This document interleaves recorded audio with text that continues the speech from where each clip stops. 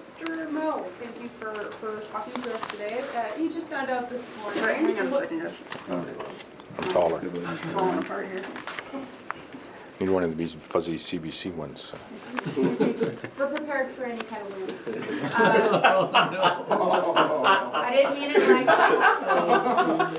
like All right, seeing no further questions.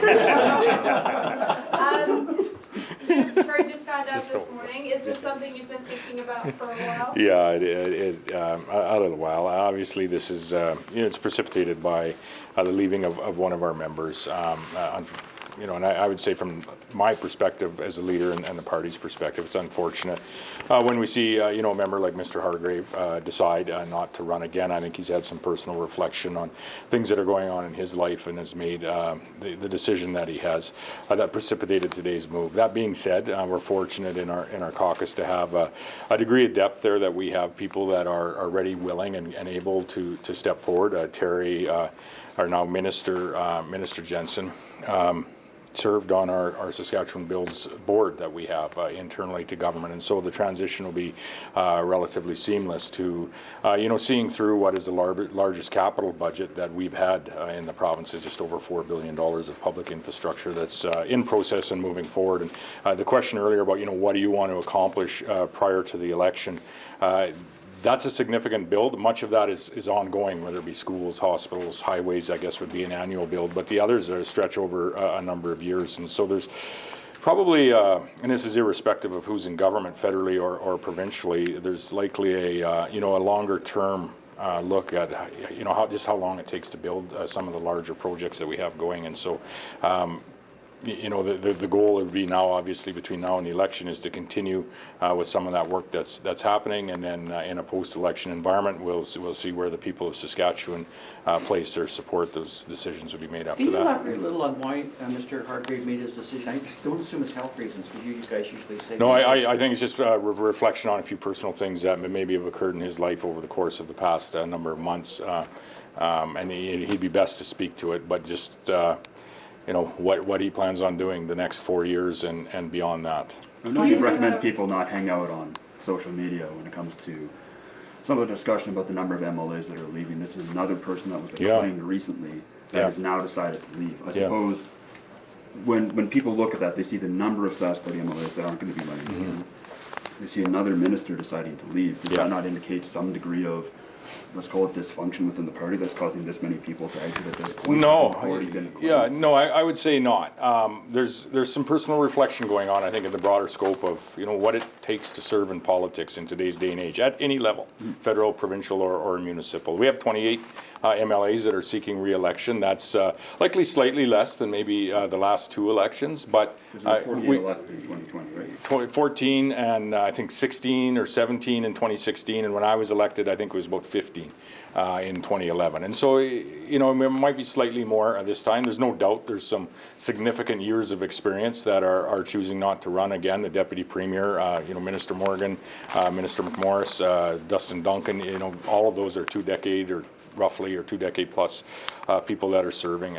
But I think it's also an opportunity for renewal in our party. And I've, been on a call with all of our candidates, not just MLAs, but those MLAs that are seeking election again and our new candidates. And I think there's some real opportunities in the folks that are choosing to run for this party for the first time in, where we see the future of this party, both rural and urban. And so, and there's no doubt there's some experience walking out the door, and we're thankful for that, all they've given in their public service. But there's some pretty exciting opportunities coming in the door as well. Did Mr. Hargrave or anybody else express dissatisfaction or anything that troubled them about continuing on with this government and No. get it together? No. How much heads up did you have, Mr. Hargrave, with this? Was it like he was thinking about it? Were you in discussions with him leading up to this? Last week. Yeah. Last week. Yeah. Okay. Why take him out of cabinet? You have 3 other cabinet ministers. No, and each of those have been individual discussions on, the files they serve in, whether they, one would choose, or whether I suppose it's in the best interest of the party for them to, serve out until the election. And so each of those has been an individual discussion. Do you have any concerns about the number of Sask Party MLAs who are choosing not to run again, either for the party or the optics of it? Not when you dive into the discussions with each of those individuals as to why they may not be running again. No, and actually, quite the contrary. I have a degree of excitement with respect to the candidates that are putting their names forward in various constituencies. I would say, in particular, in some of our urban constituencies, some pretty dynamic candidates, and so that's to me exciting for the renewal of the party, and indicative of where quite likely, hopefully, this party will be going in the future. In terms of optics, though, I mean, a lot of people got this news this morning because of a tweet from Randy Weeks. And so the optics... Oh, which news? This news? Yeah. Oh, really? That Okay. Not Sorry, I the- don't go not on there the, much. I just move barbecues Not the around. appointments, but that Hargrave was not going to be seeking re-election. Okay. So those optics for some people are obviously skewed or Oh, yeah. a little tricky. What would you have to say about that? Because Nothing. There's quite an online... Last I checked, Mr. Weeks isn't part of the communications department of the caucus, so I wasn't aware of that, and I don't really have any When it comment on comes it. to how the public perceives this, though, do you have any concerns? Because with people leaving, and then we're seeing this come out of the sessions, Mr. Weeks talking, Oh, yeah. and a lot of different changes that have happened over the last couple of weeks. Are Yeah. you concerned at all about those optics? Yeah, no, I would say with respect to, I'll answer the two questions separately. First of all, with respect to the renewal of the party and people that are choosing not to run, yes, there is experience that's leaving us, but there's some, as I say, exciting candidates coming as well. I wasn't aware of how this was communicated here this morning, but I'll maybe speak a little more broadly on, not just what happened in the last day of the legislative session with Mr. Weeks making his statements, but maybe after some reflection of my own, maybe some of the cause or reasoning behind that. And I would say that I bear some responsibility in this. Traditionally, and I've seen this in my time of service of 13 or so years now, there's been officially or regularly scheduled meetings between the House leaderships of both the opposition and the government and the Speaker, whether that be weekly or bi-weekly. I've now become aware that maybe those have gone by the wayside, and so you don't have that avenue of official communication between the House leadership teams and the Speaker's office. And I think that's paramount, to have that official communication channel so that we can actually do the business on behalf of the people of the province. And so the fact that has gone by the wayside, I take responsibility for that. You mean completely? We're the government. Or just like, were the meetings still happening? My understanding is there's not regularly scheduled meetings like there used to be in sessions gone by, and as I said, that's on us as the government. That's on me as a leader. Though, because that would be his choice to do And that. I'm the leader of the party that was there, and I wasn't aware that that's gone by the wayside, but I think it's critical, and so. Well, let me ask you a Yeah. question in relation to Yeah. that leadership role, I guess, then, why do you have faith in him as cabinet minister still when the public seems to have lost faith in him as government house leader as he Yeah. does? It seems to me that that's a more important, bigger role. Yeah, as cabinet minister. the relationship, I think, as House Leader is no longer, as we know. We've that's been removed, and the allegations that we heard on the last day of session, largely, if not all, were related to his actions and the relationships as House Leader. So that is no longer. His work he does as Cabinet Minister is quite separate from that. However, in saying that, we have some work to do, I think, and again, I have some work to do as leader of this party to set the framework for a better environment, regardless of who's government post-election, on how those official lines of communication happen between opposition House leadership, government House leadership, and the Speaker's office. In absence of that, those regularly scheduled meetings, what I think has happened is you've seen some unofficial Well, I'll or be blunt with you. informal, He did tell you the levels, truth. including Yeah. texting, right? With respect to leadership, though, Jeremy Harrison submitted his resignation as House Leader.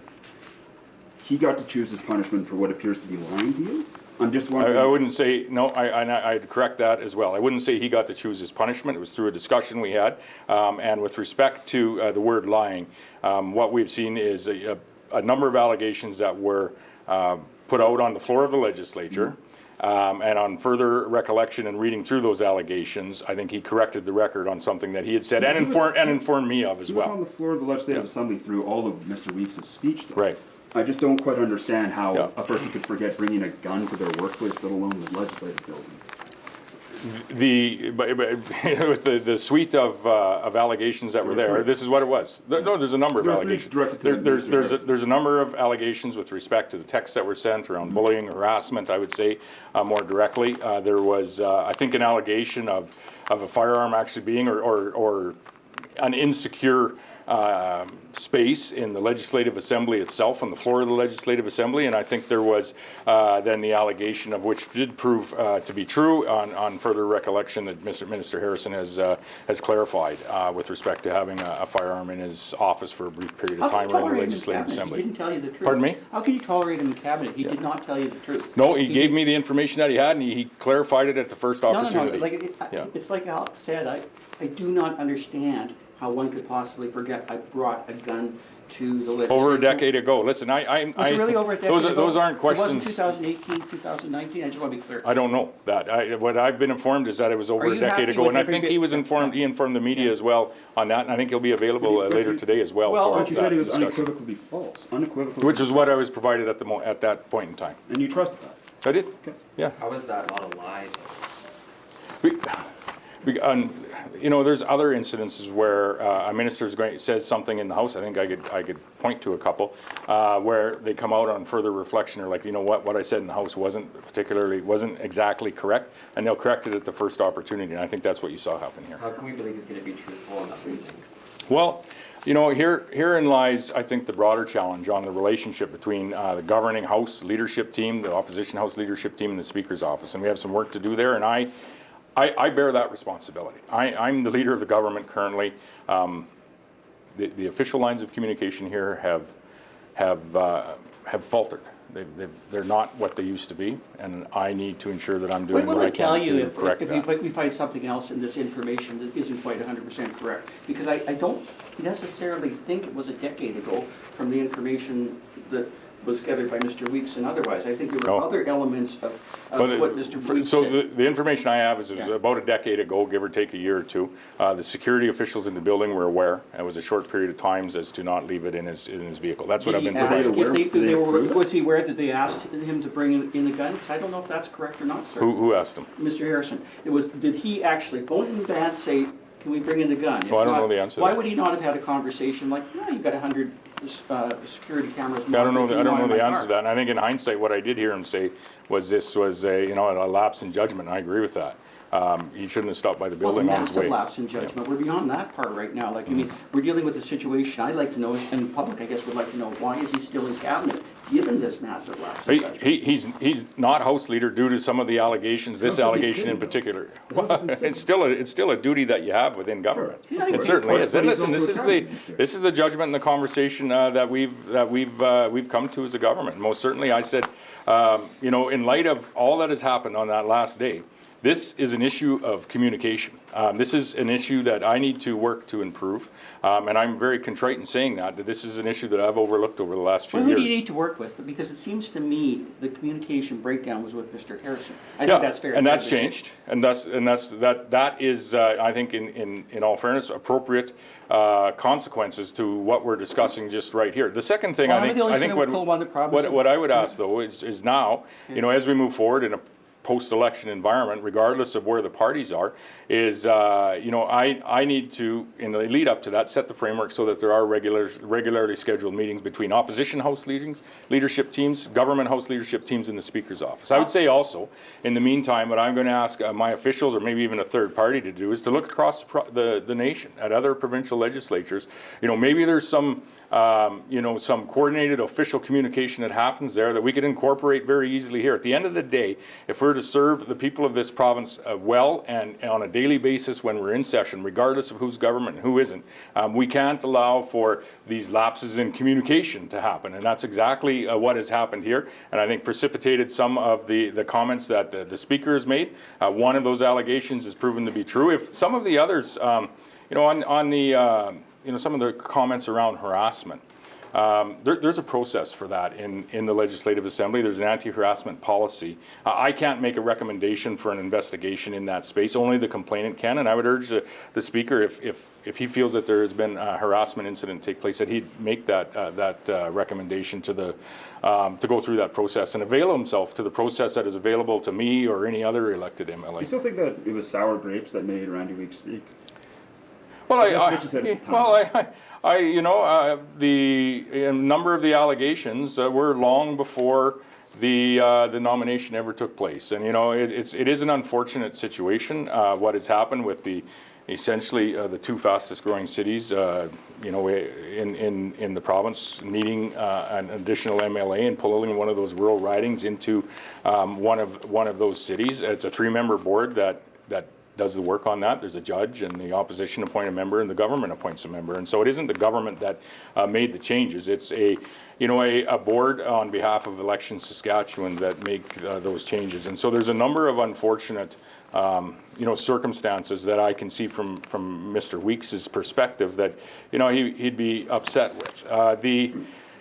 But the fact of the matter is most of, if not all of these allegations occurred long before that date. They come out in the manner they did. He hasn't availed himself to the processes that are in place. But in saying all of that, I also think that a significant part of this is communication breakdown between the House leadership teams and the Speaker's office, and for that I bear responsibility. Do you think you owe Mr. Weeks an apology? No. Well, why not? Because some of the things you suggested about him specifically related to... Apologize for what? For a board? Well, he said it was sour grapes, that he basically was making these allegations that you said were completely and unequivocally false, that he brought the gun in, and then the day later, or a week later, I guess we find out. Maybe that's a question best for him or someone else with respect to what I just walked through. No, and I said no, I do not. The fact of the matter is that at the end of the day here is that those changes were made by a board that was representing Elections Saskatchewan and all of those in the House, and there's still services available for many of the complaints or issues that he raised on the last day that he's not yet availed himself to. And for that, I'd say that concerns me. Are you satisfied you got the whole story from Mr. Weeks, or from Mr. Harrison? I apologize. Sorry. Are you satisfied you have the whole story from Mr. Harrison, and that there's not other stuff that's going to come out that contradict what he's stated publicly as it is? Well, listen, I deal with the information I have. This is the information I've received from him, and that's what what I'm making the decisions that we're making today. If I could add to Murray's question, what is the bar to take him down from cabinet? What would the bar be? Again, it's on individual instances in every thing, and ultimately it's a decision by myself or whoever else is sitting in the chair. The bar at this point is not a number of allegations referencing a number of things from over a year ago or over a decade ago. So just of which security officials knew in the building. The story that was provided by Jeremy Harrison was that about a decade ago, he brought a long gun to the legislative building in a case, was in there for about 10 minutes, he told security, then it was out. Okay. So that all came to him all of a sudden, all of those details having initially not recalled. Well, I think the fact that he brought it there came to him after a day of a pretty busy day in the legislature. Sure. Yeah. But there's a number of details that he offered. In there for 10 minutes, security knew about it. It was in a case. Okay. That all came to him after the fact. No, I'm trying to understand. The fact that he did it, I think, is what came to him, and then he recalled the details. But the fact that there was a number of allegations that were put forward in the House, he's dealing with all of those, and he had given me the information that they were not true, save for this one, which he informed me a day or two later. I can't remember the date. You said you were going to, go forward with kind of a framework of how things should be handled. Yeah. And I'm wondering, obviously part of Mr. Weeks' allegations are not just Mr. Harrison. He's talked about a lot of bullying instances, and so is that going to be something you focus on going forward? I think were the large ones with Minister Harrison, or who were the others? The largest was with Mr. Harrison, but he did mention some other text messages prior, a month prior, from Minister Harpower and others as well. So that there seems, if he's correct, there seems that there's a little bit of a pattern of, as Yeah. you said, bullying. Is that something that you will address as you create a more sustained framework going forward? Well, I think it can be addressed through the anti-harassment policy that we have, of which, if Mr. Weeks feels that is the case, and I don't have the text, he does. I would hope that he would avail himself to the very same service that is available to any MLA. It's the Legislative Assembly anti-harassment policy. I can't forward that complaint or initiate that process. Only the complainant can. That being said, I have had some time to reflect and looking on, what are some of the things that led us to here. And I bear some responsibility in this, and I'm going to do what I can from my perspective to change how some of the official communication channels are present. In the interest of full disclosure, do you I got Murray. really? No. I have a fishing rod. Time for a couple last questions.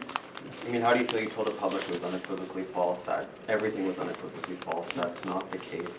How do you feel and how the public should react to that you did effectively kind of lied to the public in a way by saying it was all unequivocally Not kind of false? all. I was provided with the information. On further reflection, I was provided with different information, and so that's being entirely truthful with the information that I have at that point in time. That being said, I understand the severity of this, and I understand there is, the perception of, what has occurred here, and most certainly I need to be looking at as, leader of the governing party. What can I do to ensure that these types of relationships don't break down again? And I think that's what this comes down to at the end of the day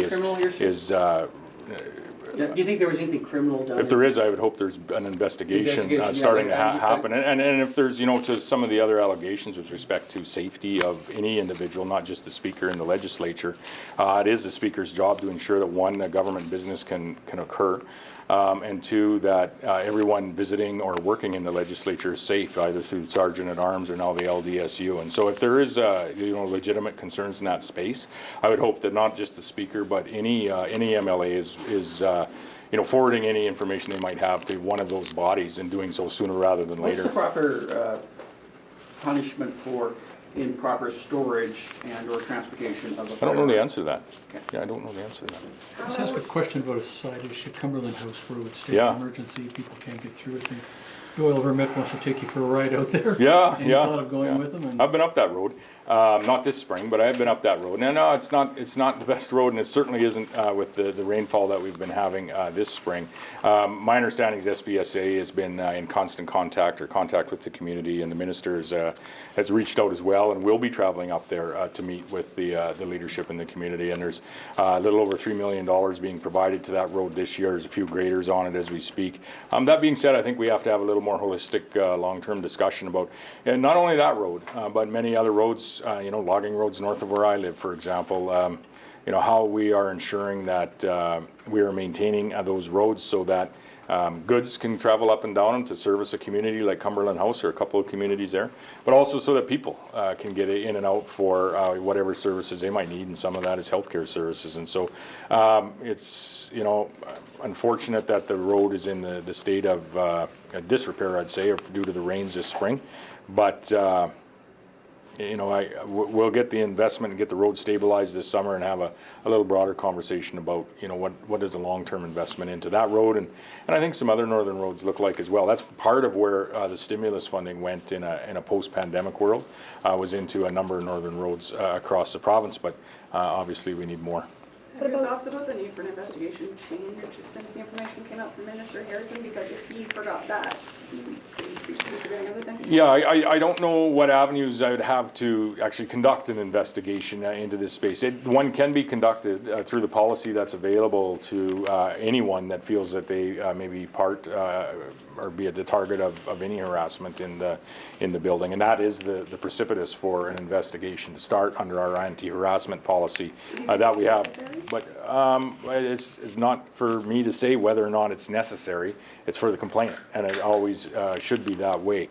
The thing that I would say, and I most certainly am taking responsibility for, is I let, and I need to improve on this, but I've let the communication channels go by the wayside to some degree or let them falter a bit in the last couple of years, and I need to ensure that that doesn't happen again. Are you up to task, or is Mr. Harrison up to task in terms of proper treatment of the staff? Because in terms of harassment issues, it's seldom just one person that is making the complaint. You know, maybe Yeah. that is the case in here, I don't know, but I mean, certainly one did. Sure. And certainly one in a higher position Yeah. or authority Yeah. did. Like, are you Well, confident Mr. yeah, I'd say, Harrison is harassing other I'd say this, there's a number of allegations that were put out, and we've discussed, you know, a number of reasons as to why that might be.